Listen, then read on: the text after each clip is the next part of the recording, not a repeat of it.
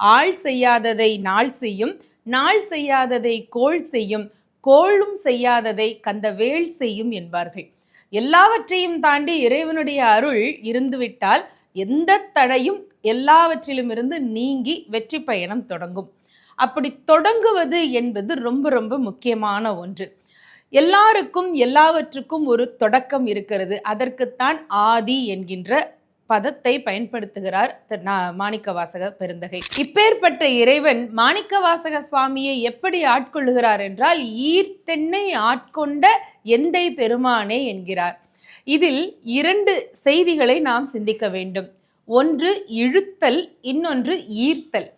மனிதன் எப்பொழுது அந்த காந்தம் போல அல்லது அந்த இறையருளுக்கு தகுதியானவனாக இருக்கிறானோ அப்பொழுது இறையருள் அவனை ஈர்த்து கொள்ளும். ஈர்த்தென்னை ஆட்கொண்ட எந்தை பெருமானே என்கிறார். மாணிக்கவாசகருக்கு இந்த செயல் மீண்டும் மீண்டும் மனதிற்குள்ளே ஓடிக்கொண்டே இருக்கிறது. அவர் போக்கிலே அவர் சென்று கொண்டிருந்தவரை ஈர்த்து ஆட்கொண்டிருக்கிறாரே, எப்பேற்பட்ட ஒரு கருணை! நான் அதற்கு தகுதியானவனா? என்னை அதற்கு நீ தகுதிப்படுத்தி கொண்டாயா என்று மீண்டும் மீண்டும் இறைவனை பார்த்து கேட்கிறார்.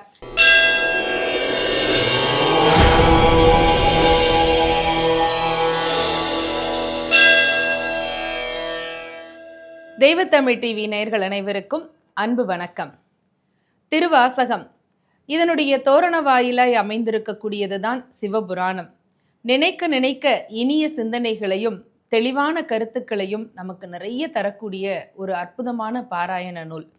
அந்த வரிசையில் இப்பொழுது நாம் சிந்திக்கக்கூடிய வரிகள் எதை பற்றியது? ஆதியனே அந்தம் நடுவாகி இல்லானே, ஈர்த்தென்னை ஆட்கொண்ட எந்தை பெருமானே என்கிறார். இதற்கு முன்பாக மாணிக்கவாசகர் சிவபெருமானை பற்றி ஆக்கம் அளவு இறுதி இல்லா என்கின்ற வரிகளினாலே போற்றுவதை நாம் சிந்தித்திருக்கின்றோம். இப்பொழுது ஆதியனே அந்தம் நடுவாகி இல்லானே என்கிறார். ஆதி என்று சொன்னால் தொடக்கம்.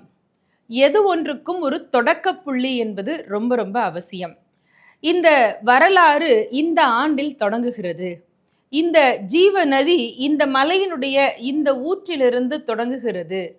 இந்த மனிதனுடைய வாழ்க்கை இந்த நாளில் தொடங்குகிறது. அல்லது ஒரு நிறுவனத்தினுடைய தொடக்கம் இந்த நாளில் இருந்து தொடங்கப்பட்டது என்றெல்லாம் நிறைய நாம பார்க்கிறோம் இல்லையா? அப்படி தொடக்கத்திற்கான அந்த புள்ளி நம்முடைய நிறைய பேருக்கு ஒரு நல்ல பழக்கம் உண்டு. எது ஒன்றையும் நல்ல நாள் பார்த்து தொடங்குவது என்கின்ற ஒரு நம்பிக்கை நிறைய பேருக்கு இப்பொழுதும் உண்டு. அதற்கு கிராமங்களிலே ஒரு சொலவடை சொல்லுவார்கள், ஆள் செய்யாததை நாள் செய்யும் என்று. அப்படின்னா என்ன?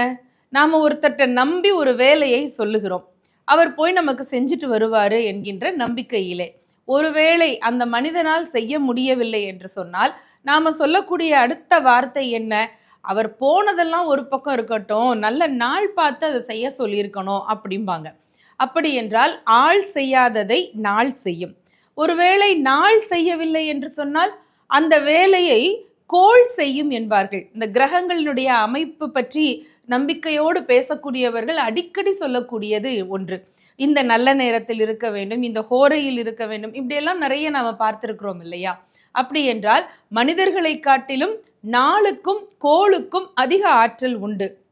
இதையும் தாண்டி அடுத்ததாக சொல்லுவார்கள், ஆள் செய்யாததை நாள் செய்யும், நாள் செய்யாததை கோள் செய்யும், கோளும் செய்யாததை கந்தவேள் செய்யும் என்பார்கள். எல்லாவற்றையும் தாண்டி இறைவனுடைய அருள் இருந்துவிட்டால் எந்த தடையும் எல்லாவற்றிலும் இருந்து நீங்கி வெற்றி பயணம் தொடங்கும். அப்படி தொடங்குவது என்பது ரொம்ப ரொம்ப முக்கியமான ஒன்று. எல்லாருக்கும் எல்லாவற்றுக்கும் ஒரு தொடக்கம் இருக்கிறது. அதற்குத்தான் ஆதி என்கின்ற பதத்தை பயன்படுத்துகிறார் மாணிக்கவாசக பெருந்தகை. ஆதியனே அந்தம் நடுவாகி இல்லானே. ஆதி என்று சொன்னால் தொடக்கம், அந்தம் என்று சொன்னால் முடிவு. முடிவு என்பது எப்பொழுது வரும்? எது ஒன்றுக்கும் வாழ்வும் உண்டு, தாழ்வும் உண்டு. அதைத்தான் சொல்லுவார்கள், இது வாழ்க்கை சக்கரம் என்பது போல. ஒவ்வொருடைய பயணத்திற்கும் ஒரு எல்லை புள்ளி என்பதும் உண்டு. எது ஒன்றும் மிகப்பெரிய அளவிற்கு வளர்ந்து விட்டால் அந்த வளர்ச்சிக்கு ஒரு முற்றுப்புள்ளி என்பது நிச்சயமாக உண்டு. மனிதர்களுடைய வாழ்க்கை மட்டுமல்ல, இந்த பூமியினுடைய அமைப்பையும் நீங்கள் யோசித்து பாருங்களேன். பல கல்பகோடி வருடங்களுக்கு முன்பு இந்த பிரபஞ்சம் இருளோ என்று இருந்தபோது வெற்றிடத்திலே ஏற்பட்ட ஒரு அழுத்தத்தின் காரணமாக வெடித்த அணுக்கூறுகள் தான் பிறகு ஒன்றோடு ஒன்று இணைந்து இணைந்து இணைந்து இணைந்து கிரகங்களாக கோள்களாக மாறுகின்றன. அந்த கோள்களிலே சூரியன் நடுநாயகமாக இருக்கிறது. அதற்குள்ளே ஒரு வெப்பம் தோன்றி அந்த வெப்பம் மிக அதிகமாக அதிகமாக அது நெருப்பு கோளமாக மாறுகிறது. நாளாவட்டத்திலே பிரபஞ்சத்தினுடைய புவியியல் பரப்பளவிலே ஏற்பட்ட மாற்றங்களின் காரணமாக அதிக வெப்பம் ஒரு நாள் குளிர்ந்துதானே ஆக வேண்டும். அப்படி குளிர்ந்து வெடித்த பொருட்கள் தான் சூரியனை சுற்றிய நவகிரகங்கள் என்கின்ற இந்த அறிவியல் பார்வை இப்பொழுது சில நூற்றாண்டுகளுக்கு முன்பு நமக்கு புலப்பட்டிருக்கிறது. ஆனால் பல ஆயிரக்கணக்கான ஆண்டுகளுக்கு முன்பே நம்முடைய மெய்ஞானத்தில் தோய்ந்த அருளாளர்கள் சொல்லுவது என்ன என்றால், இந்த பிரபஞ்சம் இப்படித்தான் இருந்தது.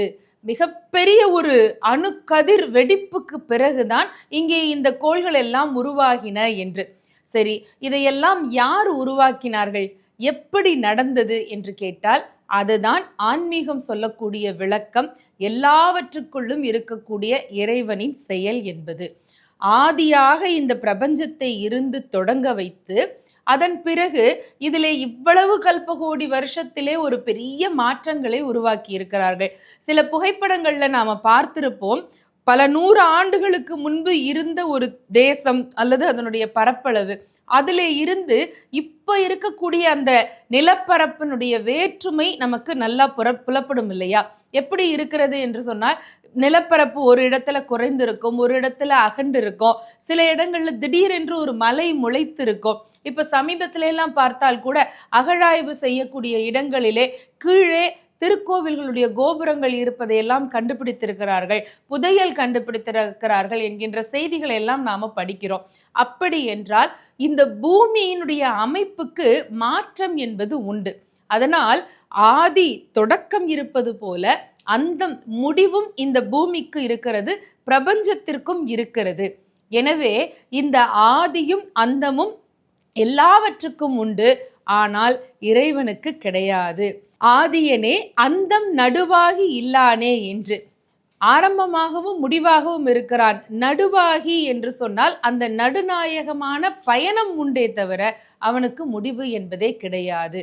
அதாவது தோற்றம் முடிவு என்கின்ற இரண்டும் இல்லாதவன், ஆனால் அவனுக்கு பயணம் மட்டும் உண்டு.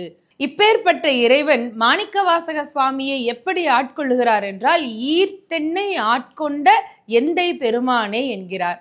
இதில் 2 செய்திகளை நாம் சிந்திக்க வேண்டும். ஒன்று இழுத்தல், இன்னொன்று ஈர்த்தல். அது என்னம்மா இழுத்தல் என்று சொன்னால், ஒரு திருக்கோவிலுடைய தேர் இருக்கிறது என்று வைத்துக் கொள்வோமே. திருவிழா காலங்களிலே அந்த தேர் அதனுடைய அந்த கூடாரத்திற்குள்ளே இருக்கும். அந்த திருவிழாவிற்கு முன்பாக அந்த தேரை சுத்தம் செய்து அதற்கு வர்ணம் பூசி மாலைகள் எல்லாம் போட்டு அலங்காரம் செய்து அதுக்கு அழகாக முன்னாடி எதை வைத்து இழுக்க வேண்டுமோ அது போல சில இடங்களிலே காளை வாகனத்தை வைத்து தேரை இழுப்பார்கள், சில இடங்களிலே பெரிய தாம்பு கயிறை வைத்து தேர் இழுப்பார்கள். அதற்கான முன்னேற்பாடுகள் எல்லாம் செய்வார்கள் இல்லையா? குறிப்பிட்ட திருநாளில் அன்றைக்கு தெய்வத்தினுடைய அந்த உற்சவ மூர்த்தி விக்கிரகத்தை கொண்டு அந்த தேரிலே எழுந்தருள பண்ணுவார்கள். அதிலே அமர்த்தி பிறகு அந்த தேரினை ஊரு முழுவதும் தேரோடும் பாதையிலே இழுத்து வருவதை பார்க்கிறோம். இப்பொழுது நாம் அதற்குள்ளே ஒரு சிந்தனை செய்ய வேண்டும். இறைவன் வீற்றிருந்து புறப்படக்கூடிய தேர்தான். ஆனால் அந்த தேரினை மனிதர்களாகிய நாம் சேர்ந்து இழுத்து கொண்டு செல்லுகின்றோம். ஒரு நாற்காலியோ அல்லது ஒரு பொருளோ ஒரு இடத்தில் இருந்தால் அதை இடம் நகற்ற வேண்டும் என்றால் நாம் ஒன்று அதை இழுக்க வேண்டும் அல்லது தள்ள வேண்டும். நம்முடைய ஆற்றல் அதிலே இருந்தால்தான் அது ஒரு இடத்திலே இருந்து இன்னொரு இடத்திற்கு நகரும். இது இழுத்தல் அல்லது தள்ளுதல். ஆனால் இங்கே இறைவன் மாணிக்க வாசகரை ஈர்க்கிறார். ஈர்ப்பது என்பது எதற்கு உண்டு என்று சொன்னால், பூமிக்கு உண்டு. புவி ஈர்ப்பு சக்தி. மேலே இருந்து எந்த பொருளை போட்டாலும் அது உடனடியாக கீழே சேர்வது. அல்லது ஒரு காந்தத்திற்கு இரும்பை ஈர்க்கக்கூடிய சக்தி என்பது இருக்கும். இப்போ ஈர்க்கக்கூடிய இறைவன் ஒரு இடத்தில் இருக்கிறான். அந்த வழியாக வரக்கூடிய மனிதன் காந்தத்தை போல இருக்க வேண்டுமாம். எல்லாருக்கும் கிடைக்குமா இந்த பேரருள் கருணை என்று கேட்டால் அது கொஞ்சம் கடினம்தான். மனிதன் எப்பொழுது அந்த காந்தம் போல அல்லது அந்த இறையருளுக்கு தகுதியானவனாக இருக்கிறானோ அப்பொழுது இறையருள் அவனை ஈர்த்து கொள்ளும். ஈர்த்தென்னை ஆட்கொண்ட எந்தை பெருமானே என்கிறார்.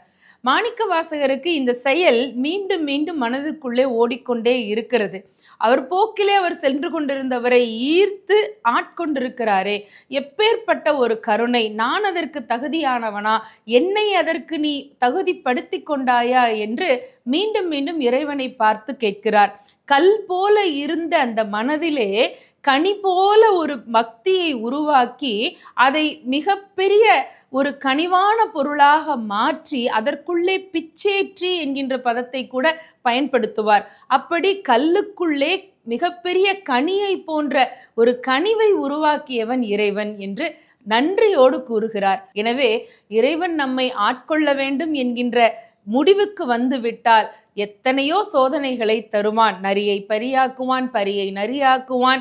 எந்த ராஜ்யத்தில் அமைச்சனாக ஒருவன் அமர்ந்திருக்கிறானோ அதே அமைச்சனுக்கு மன்னனே தண்டனை கொடுக்கும் அளவிற்கு மிகப்பெரிய சோதனைகளை தருவான். சுடு மணலிலே நட்டாற்றிலே விட்டு மிகப்பெரிய துன்பத்தை தருவான், கசையடி கொடுப்பான். எல்லாம் செய்தாலும் கூட கடைசியிலே நம்மை கடைத்தேற்றுவான், நம்மை ஈடேற்றம் செய்ய அருள் புரிவான் என்கின்ற சோதனைகளுக்கு பிறகு வரும் இறைவனுடைய இனிய கருணையை நம்மை எல்லாம் சிந்திக்க செய்கிறார் மாணிக்கவாசக பெருந்தகை. இதன் மூலமாக இறைவனை பார்த்து நாம் வணங்கி அன்பு செலுத்தி கொண்டிருந்தால் போதும், அவனுக்கு தெரியும் நம்மை எப்பொழுது ஈர்த்து ஆட்கொள்ள வேண்டும் என்று.